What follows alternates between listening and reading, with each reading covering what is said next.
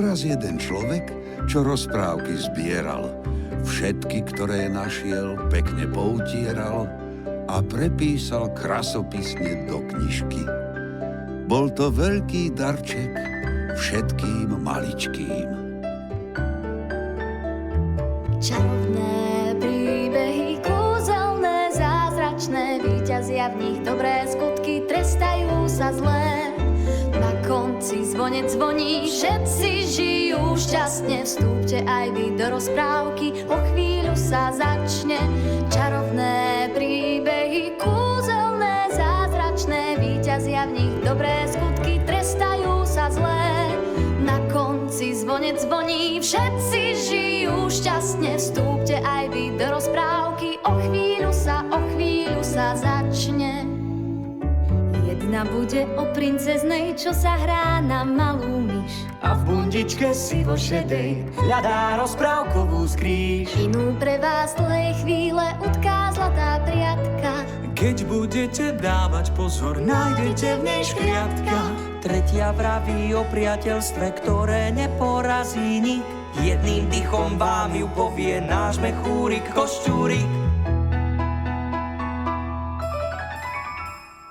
Čarovné príbehy, kúzelné, zázračné, víťazia v nich dobré skutky, trestajú sa zlé.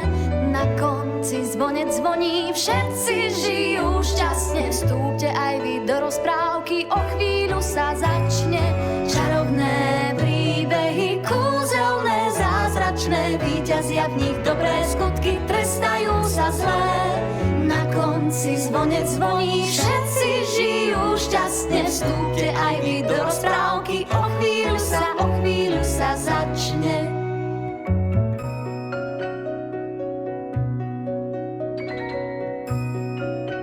Bol raz jeden človek, čo rozprávky zbieral. Všetky, ktoré našiel, pekne poutieral a prepísal krasopisne do knižky. Uhádli ste, milé deti, bol to Pavol Dobšinský.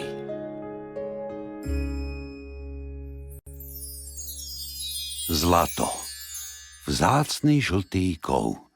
Všetci ho poznajú a mnohí po ňom túžia. Chudobní by chceli byť bohatší. A bohatí? Tí by vďaka zlatu chceli byť ešte bohatší. Zlato oddávna hýbalo ľudskými dejinami. Zlaté poklady, zlaté dukáty, šperky. Vznikli o nich aj mnohé legendy, povesti, aj rozprávky. Jednu z nich vám teraz vyrozprávam. Kedysi dávno, pradávno, v jednej dedine na kraji lesa, pod vysokými horami, žila vdova s 3 dcérami. 2 z nich boli do roboty ako včielky. Ale tá najmladšia, Hanka, bola do všetkého ani olovený vták. Pekná bola ani obrázok, ale do roboty sa veru nehrnula. Do všetkého ju mamka musela naháňať. Hanka, a prečo si nešla so sestrami na priatky? Mámko, veď ma už nechajte. Stále len dookola to isté vravíte. Nuž, veď si o teba starosti robím. Nechce sa mi na priatkách stále tie isté reči počúvať. Ako sa mládenec na ňu pozrel, usmiel sa a šatku jej poslal. Alebo o bosorkách na Luciu. Najnovšie aj o tom, že raz za rok sa objaví na priatkách trpaslík, čo vie priasť zlaté nite. Hlúposti. A už si nechcem ani ruky na ostrom ľane opäť doráňať. Bola som na priatkách 3 razy a stačilo. Hanka. A čože zase vzdychať? Veď vám doma pomáham. Tvoje sestry vždy všetko stihnú. A raz, 2 rýchlejšie. Ty ani nezačneš a oni sú už dávno hotové. Aj v kuchyni, aj na dvore. No, oni sú do všetkého hr.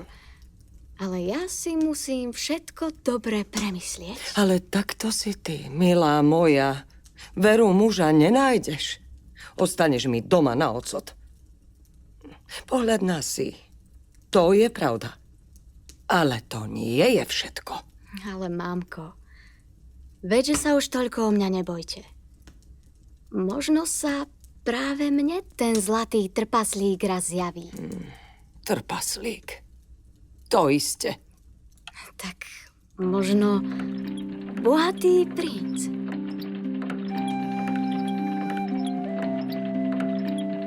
Kolovrátok sa len točí, zatvárajú sa mi oči. Sníček na ne sadá.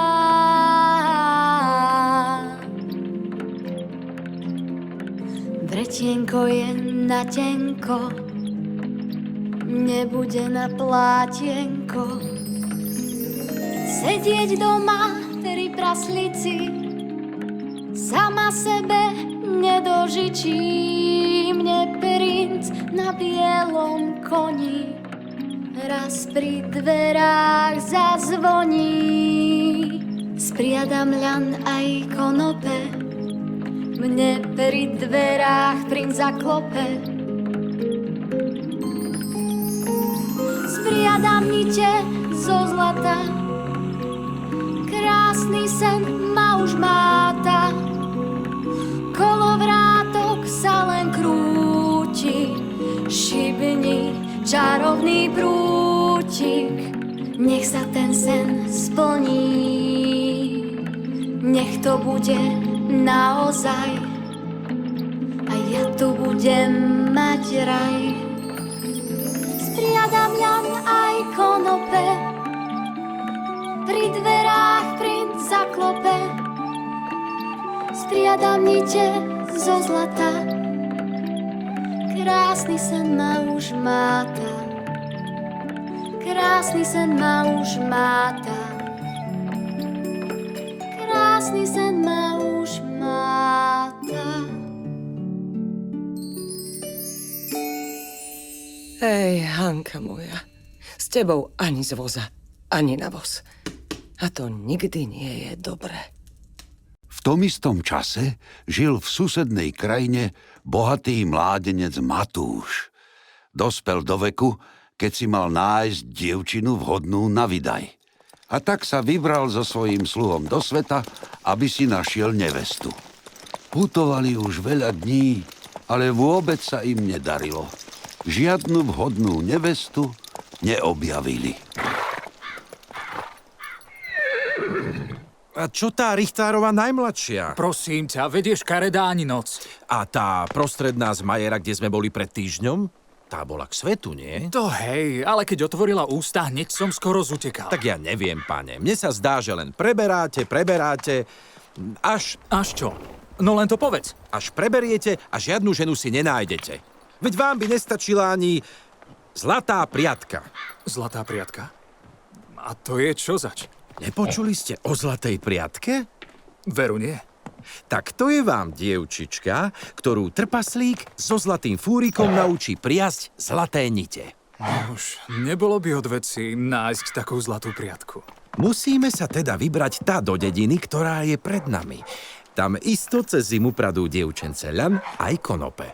Tam ju možno nájdeme.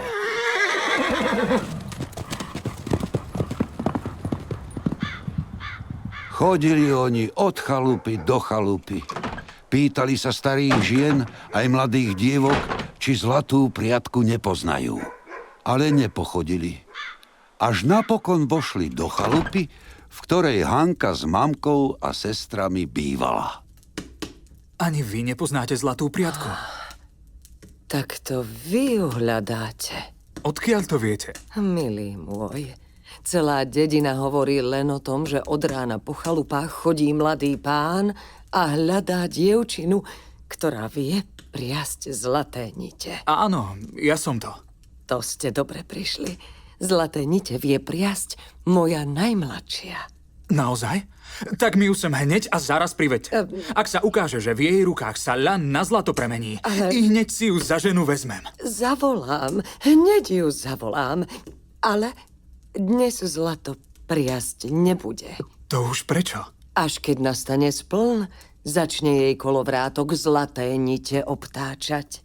Ale spln bude až o týždeň. Ber alebo nie, Už sme tu mali kopu pýtačov. Veľa mládencov by malo rado za ženu. Zlatú priatku. Dobre teda. Priveďte mi vašu dcéru so zlatými rukami sem. Nech sa pozriem, čo je zač. A tak sa Hanka a Matúš po prvý raz stretli. A treba povedať, že si padli do oka. Zapáčili sa jeden druhému. Matúš súhlasil so svadbou. Tešil sa, že bude mať doma nielen peknú ženu, ale aj zlatú priatku. Hankina mama sa zasa potešila, že z domu vypraví dcéru, o ktorej si myslela, že ju bude mať ešte dlho na krku. A Hanka? Mamko, čo ste mi to urobili? Čo by som? Je švárny. Je, Aj bohatý bude. asi hej. A za takého si sa chcela vydať. Chcela, Tak tu ho máš. Mala by si sa radovať. ale veď on si myslí, že viem zlaté nite priasť. Nech si myslí, čo chce. A kto vie, možno sa práve tebe trpaslík so zlatým fúrikom objaví a naučí ťa zlaté nite priasť. Oj, mamko moja, mne sa to ale neľúbi. A ľúbi, nelúbi, zajtra bude svadba. A hotovo. A svadba naozaj bola. Zvláštna síce, ale bola. Nevesta sa ani neusmiala, lebo vedela, čo od nej jej muž očakáva. A ten veru nelenil. Hneď po svadbe prišiel koč, milú Hanku doň posadil a vzal ju do svojho kaštieľa. Na tretí deň prišli na miesto. Hanka sa nevedela vynadívať na parádny dom. Matúš len čakal, kedy nastane spln. Do jednej miestnosti dal nanosiť kúdele z ľanu aj konope. Pripravil pre Hanku aj kolovrátok a sušené ovocie. To pradiarky používali, aby mali v ústach dosť slín, ktoré pri pradení potrebovali. Hanka sa na všetko s obavami pozerala. Dobre vedela, že splnie čo chvíľa tu a Matúš bude čakať, že sa jej kolovrátok do rána bude trblietať od zlatých nití. Mesiac speje do splnu, povedz pravdu úplnú, povedz pravdu čistú, jasnú. Inak naše hviezdy zhasnú. Si naozaj zlatá priatka, lož tá býva vravia krátka. Ľan je ľan a zlato zlato, ukáž, čo vieš, čakám na to. Tučný mesiac tvoj čas kráti, za klamstvo vždy treba platiť. Spriadaj si tu, čo len chceš, no dovtedy nevídeš. Z komórky či z temnice, ak len z tejto praslice neupradieš nite zlaté, skončíš zle v biede blate. Vyženiem ťa zo dvora, zlé jazyky hovoria, že ty o tom iba snívaš, že si krásna, no lenivá. Tučný mesiac tvoj čas kráti, pamätaj, že keď sa vrátim, nebude už stopy po ľane. Iba zlato, zlato samé. Iba zlato, zlato samé.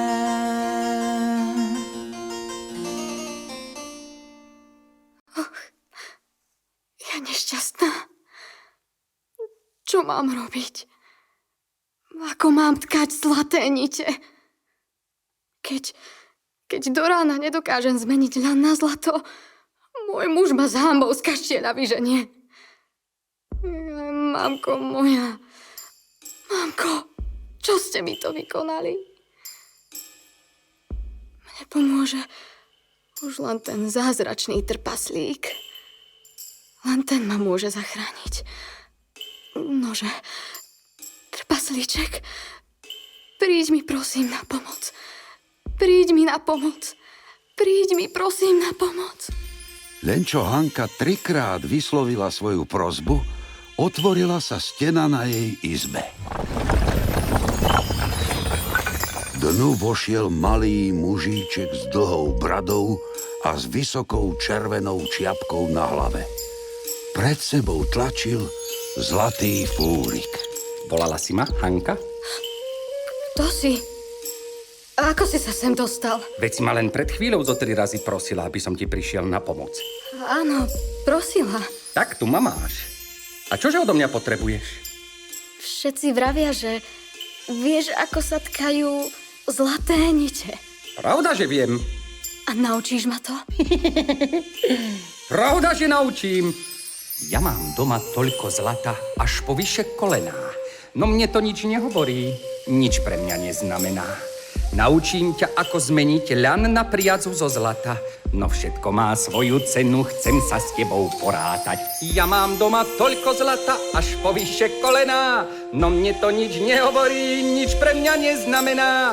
Naučím ťa, ako zmeniť ľan na priazu zo zlata. No všetko má svoju cenu, chcem sa s tebou porátať. Ak uhádneš moje meno, tak sa pod zem prepadnem. Nikdy ma už neuvidíš, to ti, Hanka, sľubujem. No ak moje zvláštne meno čo len trochu skomolíš, potom prepáč moje zlato, stúpiš rovno do smoly.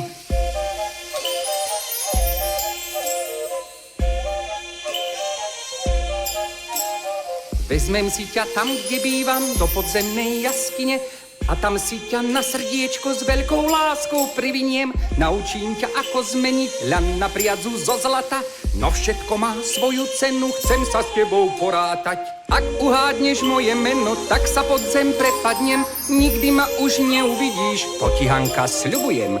No ak moje zvláštne meno čo len trochu skomolíš, potom prepáč moje zlato, stúpiš rovno do smoly. Tak čo, Hanka?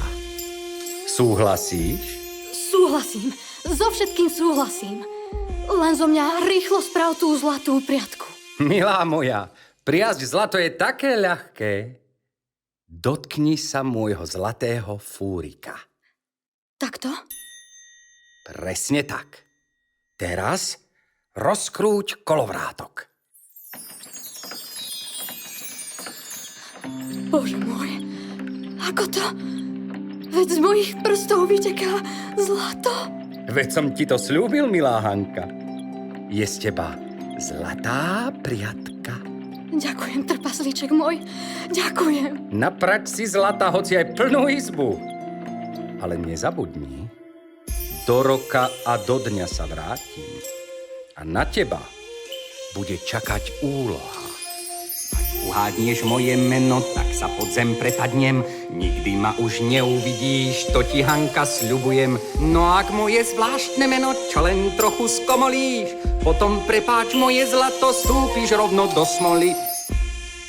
Nezabudni, Hanka, dobre ti radím. Nezabudni na to, milá moja.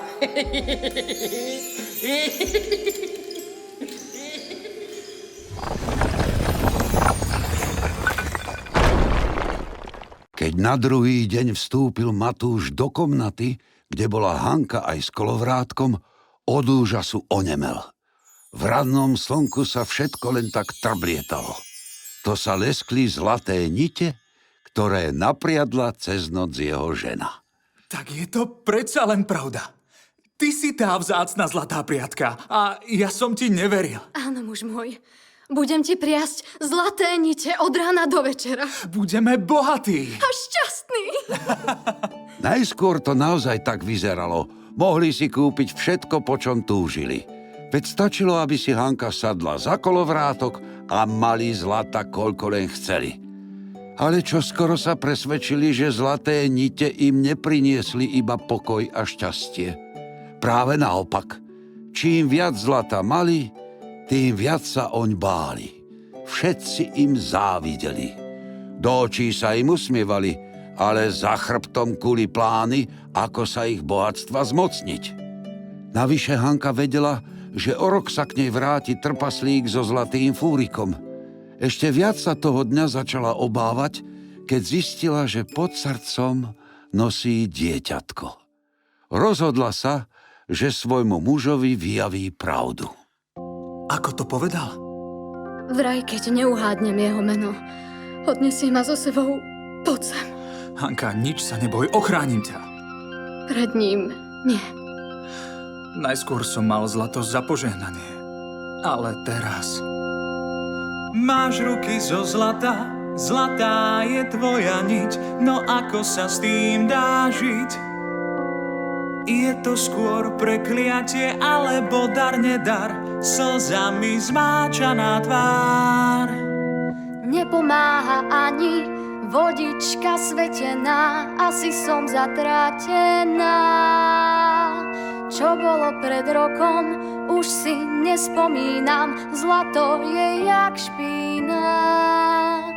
Ligoce sa zlato, no ale čo za to, nemá to žiadnu cenu.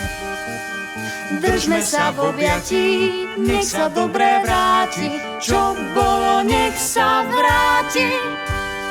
To, čo si želáme, vyplniť sa môže, ktože nám s tým pomôže. Nechcem viac zlato priasť, radšej chcem zakrátko mať v kolíske dieťatko. Ligoce sa zlato, no ale čo za to, nemá to žiadnu cenu. Držme sa v objatí, nech sa dobre vráti, čo bolo, nech sa vráti. Čo bolo, nech sa vráti. Viem, čo urobím. Nájdem toho zlatého trpaslíka a zistím jeho meno. Bodaj by sa ti to podarilo, muž môj. Kedy sa má znova objaviť? Presne o mesiac. Hneď zajtra sa vydám na cestu. Ako povedal, tak urobil. Matúš sa so svojím verným sluhom vybral do sveta hľadať trpaslíka so zlatým fúrikom. Ale to bolo, ani čo by hľadali ihlu v kope sena. Putovali hustými horami, hlbokými dolinami, pýtali sa v chalupách aj palácoch, ale o čudnom malom človečikovi nikde nebolo ani chýru, ani slichu. Do osudného dňa ostával už iba týždeň, keď si tu raz pod veľkou skalou sadli do tieňa, aby si odpočinuli. Ty nič necítiš? Akoby dym. Hej, a ide spod tej skaly. Tam z tej pukliny. Niekto si tam rozložil oheň. Ostaň tu a stráž kone. Ja sa idem pozrieť, čo to tam je. Možno si niekto chystá pečienku a dá sa nám najesť. Matúš sa opatrne pustil do skalnej pukliny. Dostal sa až pod zem, kde bola veľká jaskyňa. Najskôr zbadal oheň a nad ohňom kotlík. A okolo neho sa vrtel... Ak uhádneš moje meno, tak sa pod zem prepadnem, nikdy ma už neuvidíš, to ti, Hanka, sľubujem. No ak moje zvláštne meno, čo len trochu skomolíš, potom prepáč moje zlato, vstúpiš rovno do smoly. Vezmem si ťa tam, kde bývam a k oltáru odvediem, veď mám zlata vyše hlavy a čo chcem, to dostanem. Moje meno je Martinko Klingáč. Viac Matúšovi nebolo treba. Potichu vyšiel von z jaskyne, so svojím spoločníkom rýchlo vyskočili do sedla a cválal za svojou Hankou. Prišiel práve včas. Na druhý deň mal uplynúť rok, čo sa v jej izbe zjavil trpaslík so zlatým fúrikom. Hanka, zistil som to! Hanka, počuješ? Volá sa Klingáč, Martinko Klingáč. Martinko Cinkáč? Nie Cinkáč, Klingáč. Zapamätaj si to meno, Hanka moja.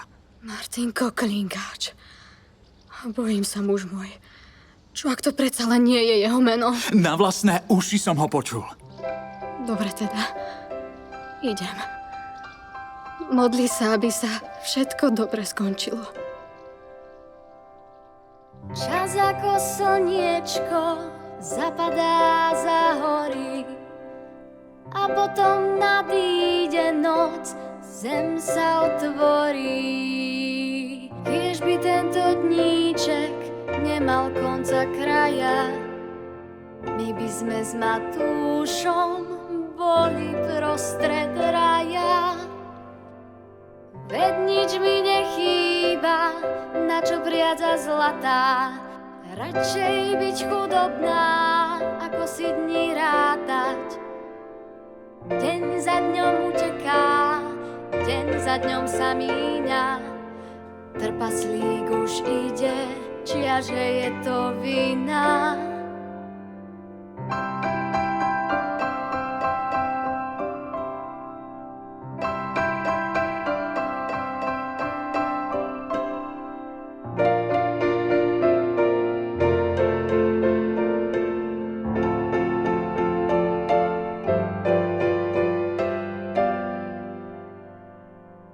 Čas ako slniečko zapadá za hory a potom nadíde noc, zem sa otvorí. Kiež by tento dníček nemal konca kraja, my by sme s Matúšom boli prostred raja. Veď nič mi nechýba, na čo priadza zlatá, radšej byť chudobná, ako si dní rátať. Deň za dňom uteká, deň za dňom sa míňa. Trpaslík už ide, čiaže je to vina.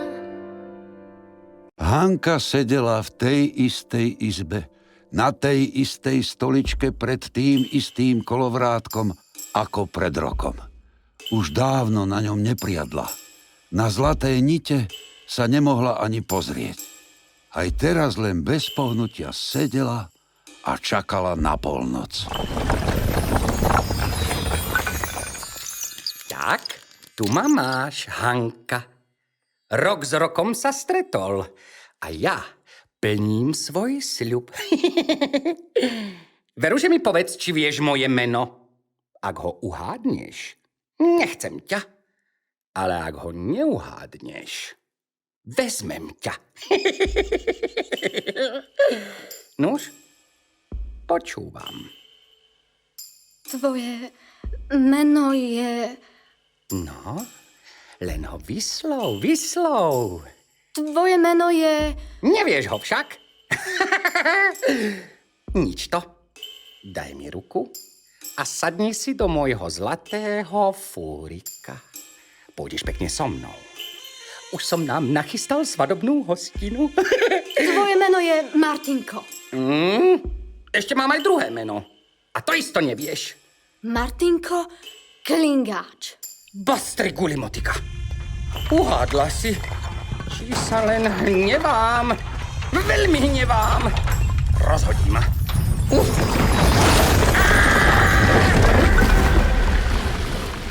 A trpaslík so zlostným krikom navždy zmizol tam, odkiaľ prišiel.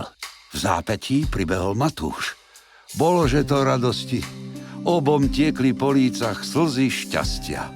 Zaprisahali sa, že už nikdy nebudú priazť zlaté nite. Veď zlato im prinieslo viac starostí ako radosti. Zlatým zvončekom trpaslík zazvonil. Tí, čo milujú, sú teraz na koni.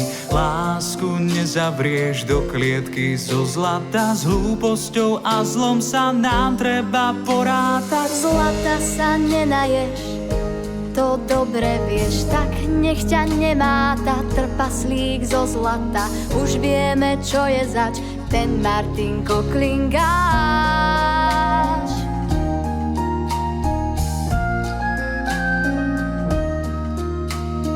Tam, kde sú dvaja, môže byť aj tretí. Na miesto pokladov naše zlaté deti sú nám odmenou za lásku. Ako hrom, Pán Božko, žehnaj náš lásky plný dom. Po niekoľkých mesiacoch sa Hanke a Matúšovi narodil synček. Na krstiny zavolali aj Hankinu mamu a sestry. Matúš sa na ne nehneval. Veď keby mu pri ich prvom stretnutí neklamali, tak by sa so svojou dobrou ženou možno nikdy nestretol. Zlatým zvončekom trpaslík zazvonil. Tí, čo milujú, sú teraz na koni. Čas ako slniečko za hory zapadá. Kiež by tento dníček nemal konca kraja. Kiež by tento dníček koníček nemal konca kraja. A po krste v kostole zazvonil zvonec a rozprávke o zlatej priatke je koniec.